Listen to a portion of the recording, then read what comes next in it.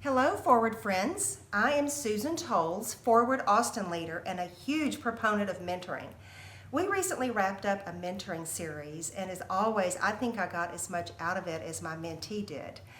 What was especially rewarding about this partnership was that Deborah was embarking on a new journey as an entrepreneur at the same place I had been just a few years ago. Like her, I had been a stay-at-home mom for many years, pouring my life into raising my children.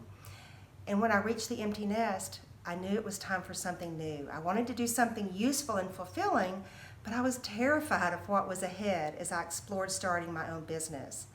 If I only had a mentor and a good coach when I began, I'm sure I would have done things differently, and I might have even gone a different direction.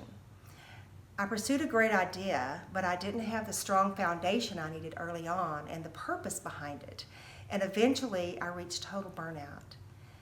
But it was all part of the divine plan, and I made it through those first few years with God's grace and His provision. My own roller coaster ride as a new entrepreneur was meant to shape me and give me the wisdom to share with others. Being part of Deborah's story allowed God to use me and His plan for her, and that was a huge blessing for me. I saw so much of myself in her: excitement, overwhelm, distractions, and that shiny object syndrome, constantly having new ideas and getting ahead of myself.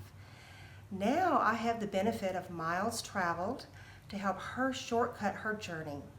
I think some of the best moments were when I shared what it was like for me personally, apart from the goals and strategies.